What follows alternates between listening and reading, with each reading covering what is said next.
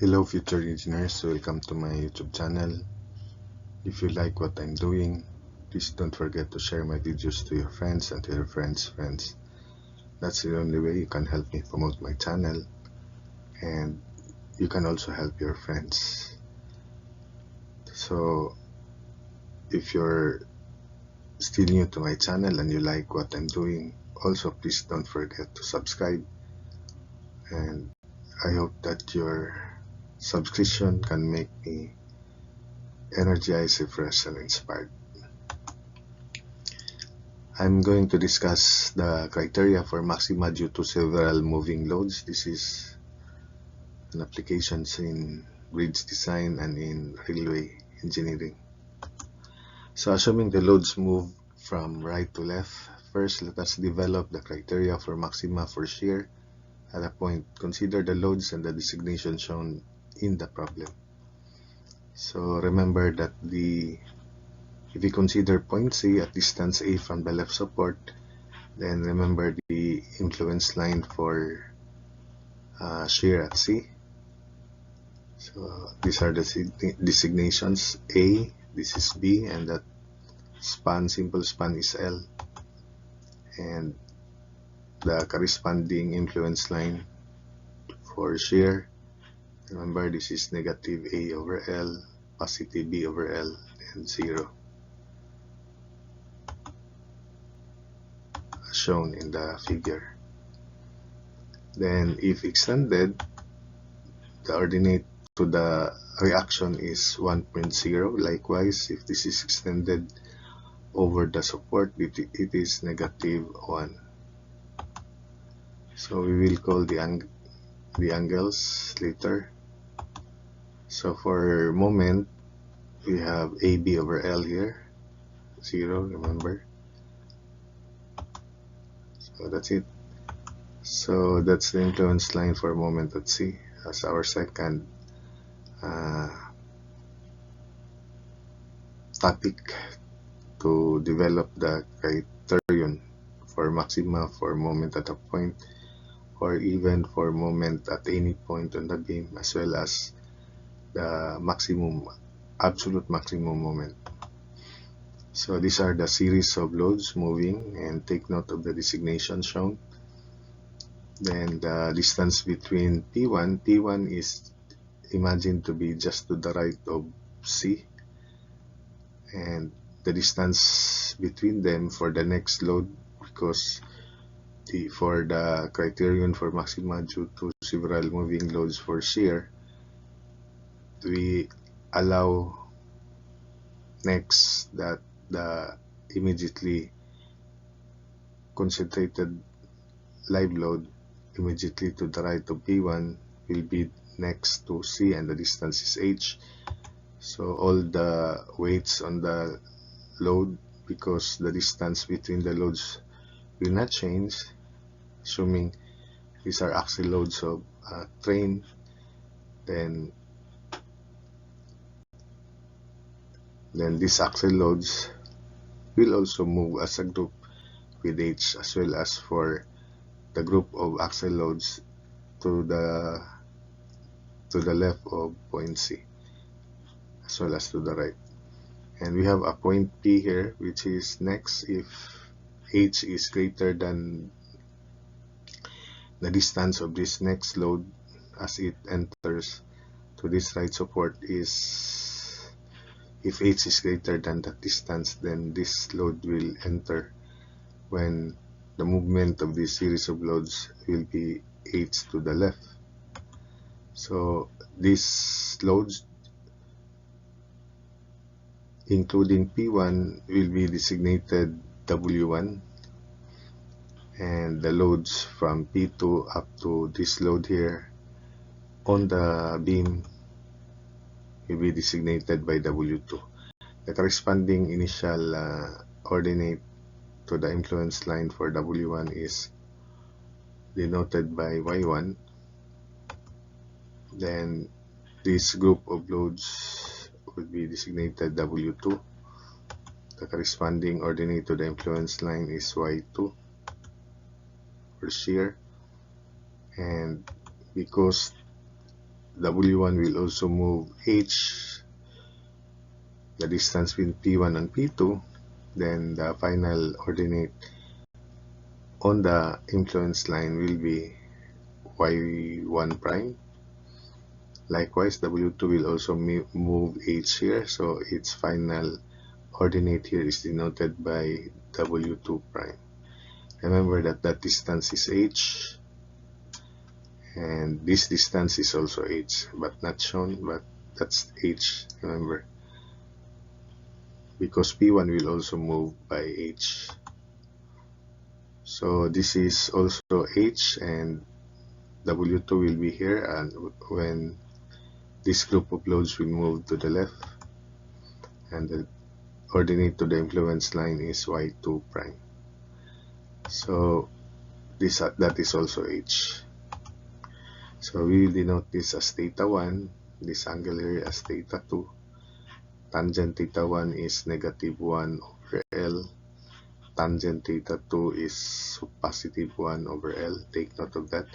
Or tangent theta 1 is negative A over L over A, so that's still negative 1 over L. Tangent theta 2 is B over L over B, so that is positive 1 over L. So we will use directly tangent theta 2 1 over L, tangent theta 1 negative 1 over L. Then this angle here theta 3, and this angle here theta 4. So on the next slide, let's continue the discussion, and we will now define some terms there, and we will develop expression for change in shear at a point.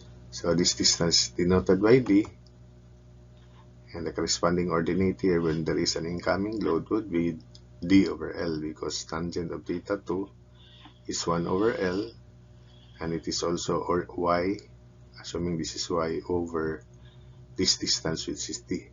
Therefore Y is D over L.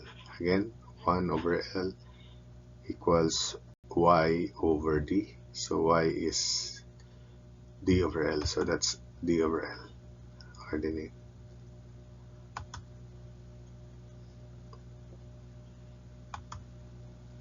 So when for the criterion for maxima for moment, the movement would be infinitesimal, so just slight movement dx.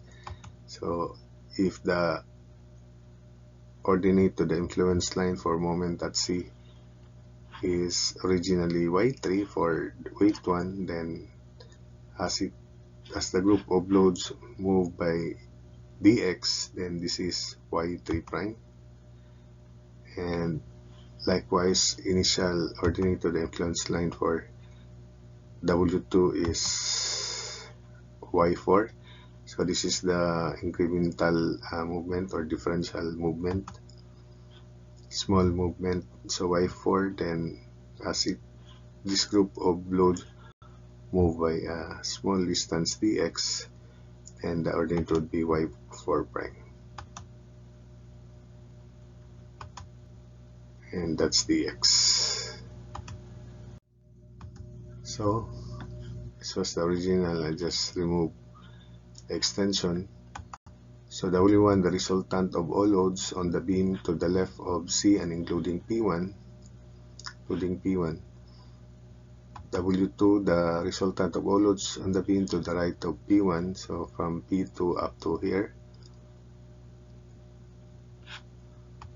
that remains on the beam. Then W, the sum of all loads which are on the beam and stay on during the movement, W1 and W2 stay on during the movement, so it is equal to W1 plus W2, the total weight.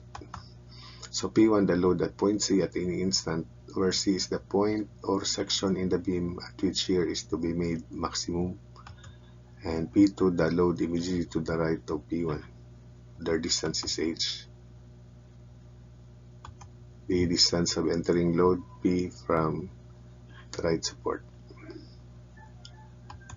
So delta V sub C therefore equals final, so W1 Y1 prime plus W2 Y2 prime minus initial. So remember that the function value is just force times ordinate to the influence line.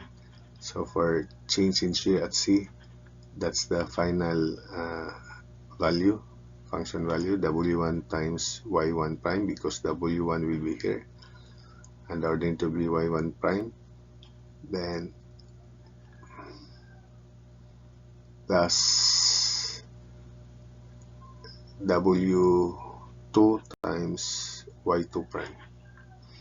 Then minus initial value was W1 Y1 and minus W2 Y2. So minus quantity W1 Y1 plus W2 Y2.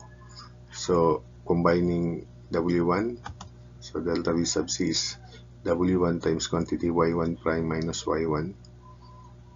Then factoring out W2 times quantity Y2 prime minus Y2.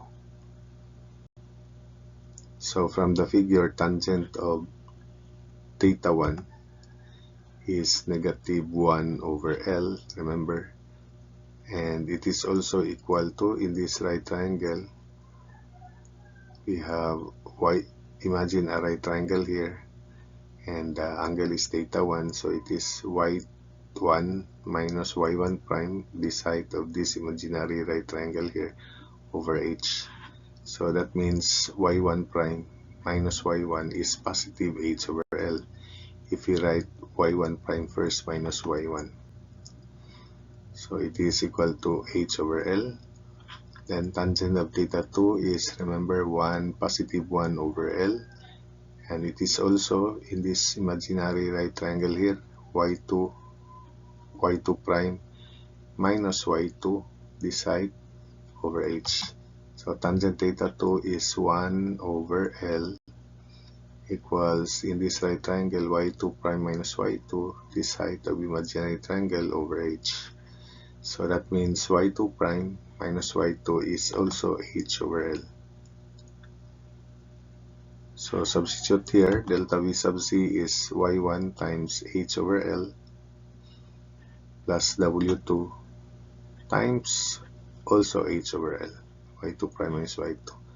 So delta V sub C is H over L quantity W1 plus W2. Because W1 plus W2 is W, so the delta V sub C is WH over L, which is definitely positive. Now, how about the contribution of this load P1? Because this will also move to the left by H. The initial influence line, ordinate to the influence line, was B over L. And its final would be Y1 ordinate. So therefore, the net change in shear at C without an incoming load, assuming this load is still far back of this right support, so it does not yet enter the span. So remember the principle that it is final minus initial. So delta V sub C is equal to WH over L. So for P1 plus P1 times the final ordinate to be Y1, then minus initial ordinate to be initial value for the shear contribution of P1 would be P1 times initial value B over L. So maintaining this principle here, final contribution minus initial contribution. So because in this right triangle, tangent of theta 1 is negative 1 over L, and it is also equal to Y1 over this distance would be A minus H, because this is H and that is A. So again, tangent of theta 1 is negative 1 here, extension over L, and it is also equal to Y1 over A minus H. Therefore, the value of Y1 is negative A minus H over L, or A minus H over negative L. So substituting that value of Y1, so plus P1 times A minus H over negative L, then minus P1B over L, let's make this minus P1, then we have A over L, or let's make it P1 times negative A over L, then negative B over L, then plus P1 H over L.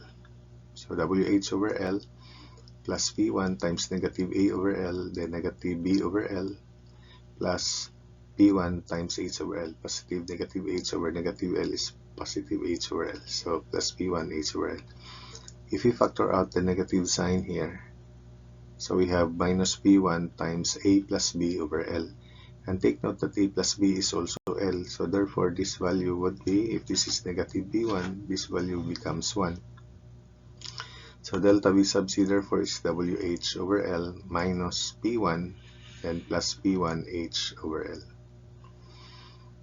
So this is the criterion for maxima, for the change in shear. And use this for maximum shear at C without an incoming load.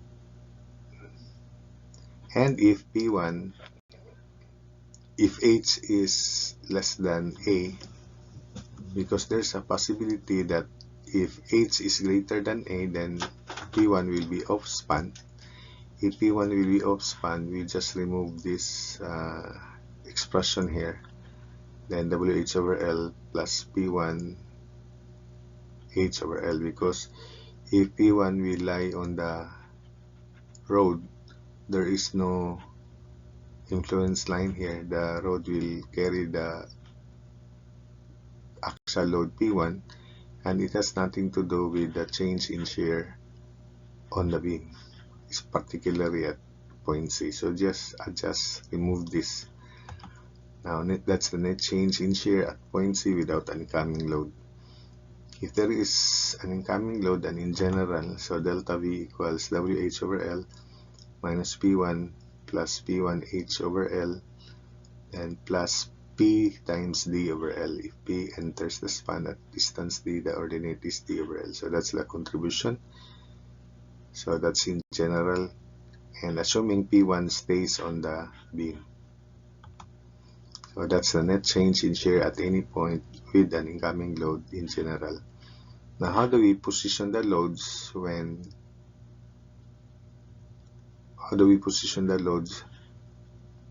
using this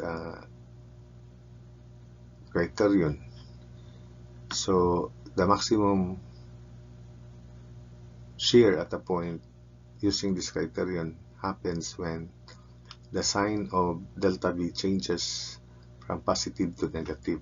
So if this is still positive, then the shear at a point is still increasing. Then when it becomes negative, that means it decreases. Preceding position of load means if P1 at this position,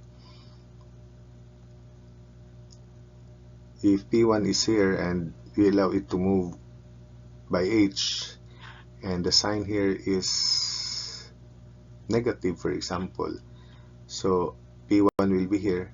So meaning, when you say the preceding position gives maximum shear, the preceding position of P1 was when it was over point C. But remember, it is not always P1. P1 is the designation of the load at point C. So P2 will become P1 if it replaces P1.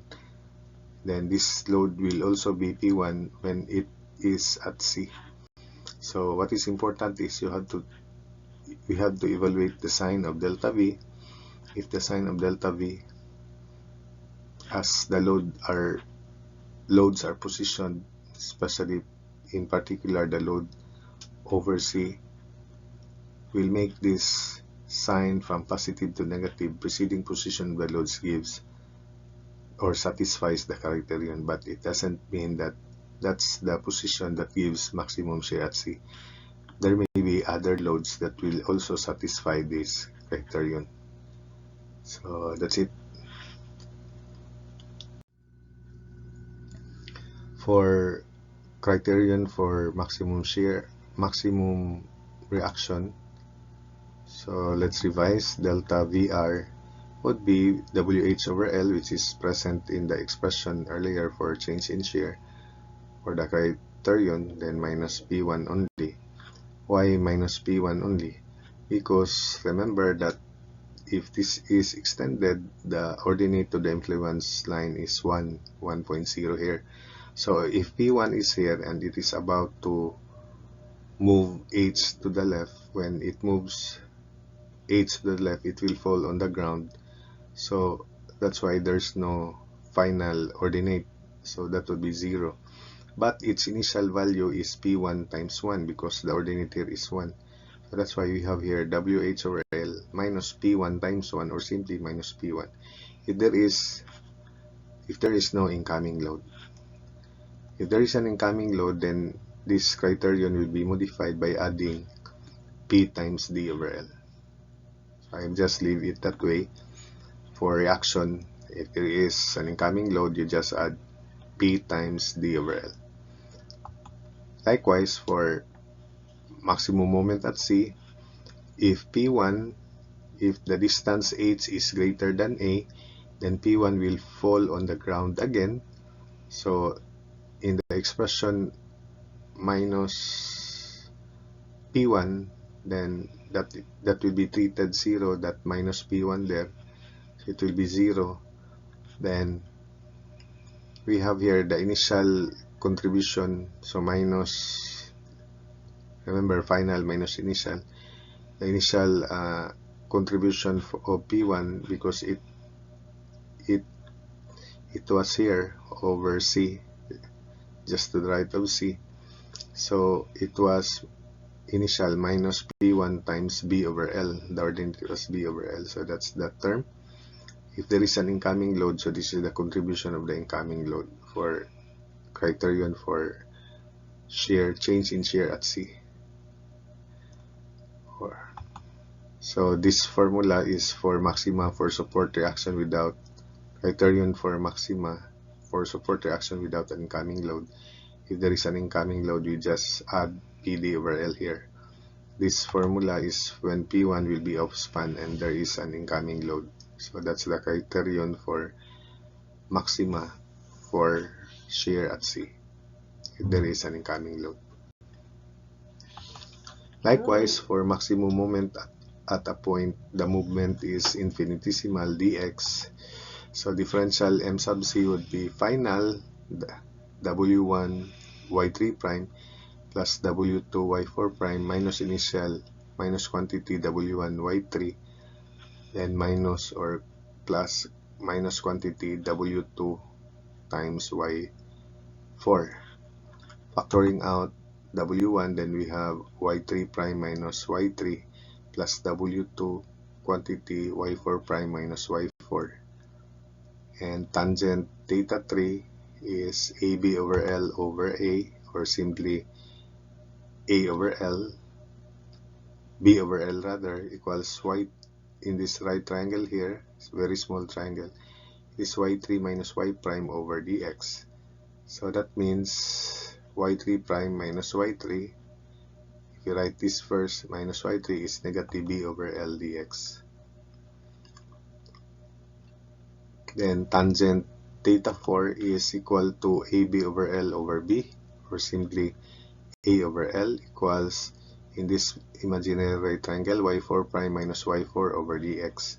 So y4 prime minus y4 is A over L dx. So we substitute it into the expression here. So differential m sub c equals w1 times negative b over L dx plus w2 times A over L dx.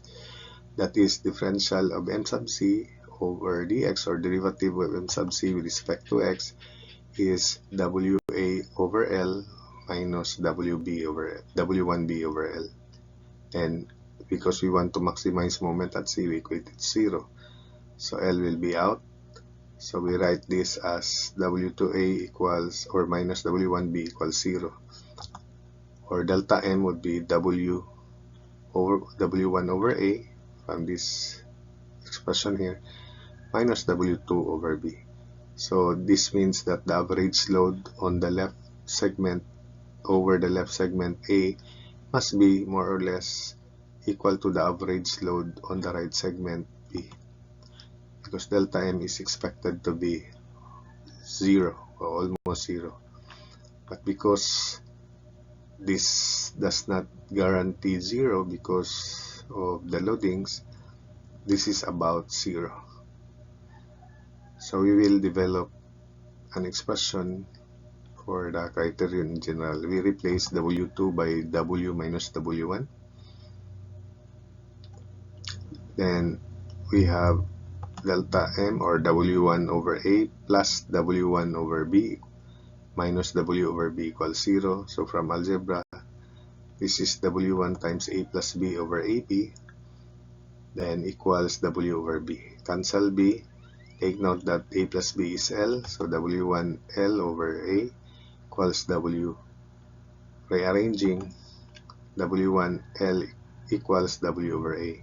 So W over L minus W1 over equals W1 over A, or W over L minus W1 over A equals almost 0, or delta M equals W over L minus W1 over A. So this is the criterion for maximum, computing the maximum value at any point. It may be at point C or the midspan, or you can use this for computing the absolute maximum moment in the beam. So this does not guarantee equal to 0, but more or less 0. So it means also that the average load over the entire span is more or less equal to the average load on the left segment or the average load on the right segment. That's the meaning of that. So that's the criterion for maximum moment at any point, and for absolute maximum moment, or even the midspan, which is also a point, a center of the beam.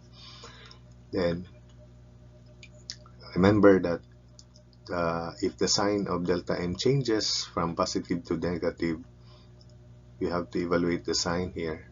If it changes from positive to negative, then preceding position of the loads, when the preceding position is when it is right. So for example, we evaluate it after moving the loads by dx, then the sign changes from positive to negative. It means preceding load when W1 was over here, when P1 was over C, just to the right. That's the meaning of that. Then it satisfies the criterion. So there is a possibility that the moment at C is maximum, but it only satisfies, but it does not guarantee that it is already the maximum value, because other positioning of the loads might give, because there are so many loads, other positions might satisfy this criterion. So therefore, we have to evaluate all possible positions that satisfy this criterion, and the maximum value would be the maximum value calculated from all positions where they satisfy this criterion. So that's it. If sign of delta M changes from positive to negative, preceding position satisfies the criterion. So I hope that you were able to follow. Especially, it's easy for moment, but for shear it's a bit complicated. Just proceed to the basic and remember the development of this criterion or criteria for shear, and that can be understood hopefully when we have examples.